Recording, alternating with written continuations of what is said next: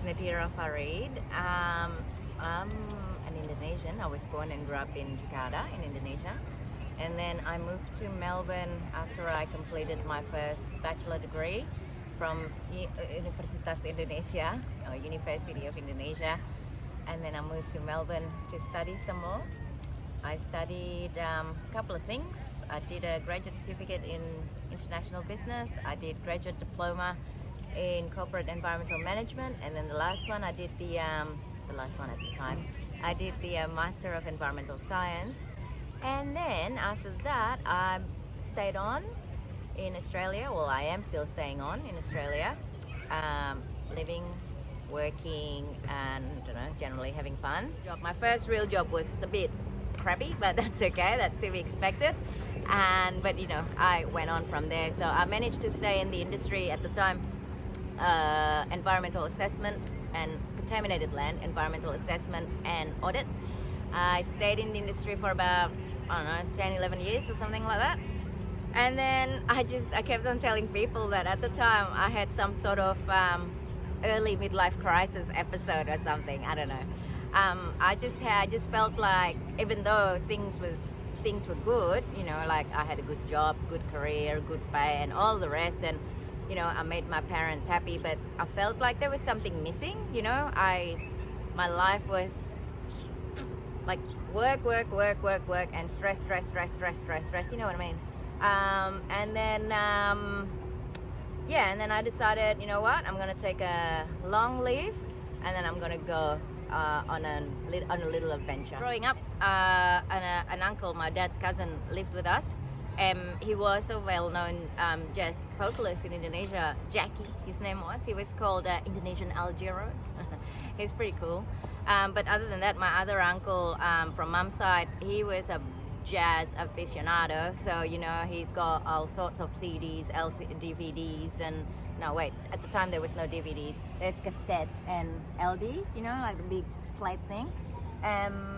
So yeah, I don't know. I just loved it. It just worked with my heart and everything else. Anyway, so in 2014, I was in Hobart still. I decided, nothing can go wrong. I just have to go along. I didn't know what I really want to achieve. All I knew was I love singing jazz, and I wanted to do more of that. I love singing. I've always loved singing. I've always loved performing. I'm a bit of a show pony, if you know what I mean. On going, and then I just kept on applying to things, and then I've now played at some jazz festivals in Tasmania, obviously, in Victoria, in WA once. I played at jazz clubs in Tasmania, obviously, in Victoria, in Melbourne, and in Brisbane, when I came back home to Indonesia last year, and whenever the years before COVID, of course I did some fun gigs around in Jakarta in Indonesia. And then now I'm hoping to kind of keep on going with it, I guess, because again, it's still something that I'm really passionate about. I'm quite lucky because I have my day jobs, as a nurse. I still work as a nurse, by the way, emergency nurse once a week, and mostly teach now. And then so I have regular income, so I can be a bit more, not picky, selective about the gigs that I want to do. Like, I don't just do gigs because I need money, but I do gigs that I want to do, if you know what I mean. In terms of continuous learning, I just keep on going with my jazz journey. As I said, I've been here in New York for a few days, and I've met so many people, made new connections, and I'll keep on going. I've attended a couple of jazz jam sessions in New York at Smalls Jazz Club in New York, and then I'm heading to Jersey today, and hopefully I'll sit in for another jam session in Jersey, in the jazz club in Jersey City called Morse Lounge. And then after that, I will make my way to, where am I going next? I forgot. But anyway, I'll go to Philly, actually, to Chris's Lounge next Friday, I think. And then next week, I'll be back here in New York again to do another jam session. And I'll be sitting in at a jazz club in Trenton. It's called Candlelight. I'll be singing, 4 songs or something. And then last but not least, before I fly back to Indonesia at the beginning of July, I'll go to Boston Way. A good friend of mine, Ken Field, a saxophone player, a very experienced saxophone player. He set up, like a gigs up. I will be sitting in with his bands, I suppose. And yeah, that will be in Provincetown on the 5th of July, so that will be fun.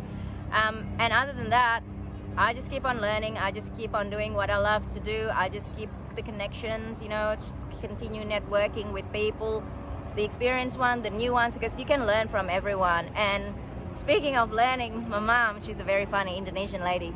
She said, stop studying, stop collecting papers, as in diplomas and certificates. Why don't you start collecting money? That's funny. I thought the interview was over, but my good friend, the dear interviewer, forced me, not really, suggested that I should sing a song while I'm here, right next to Hudson River. And then, so somehow, somewhat, this thought just came up. I thought of this old Billy Joel song. I mean, I know it's not really jazz, but whatever. I listen to all sorts of music. I used to listen and sing the death metals even. So I'm gonna try and sing this song. I can't even remember the lyrics anymore, but we'll see. Belum pemanasan.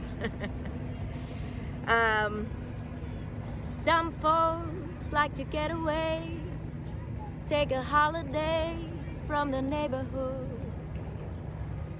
I fly to Miami Beach or to Hollywood, but I'm taking the Greyhound on a Hudson River line.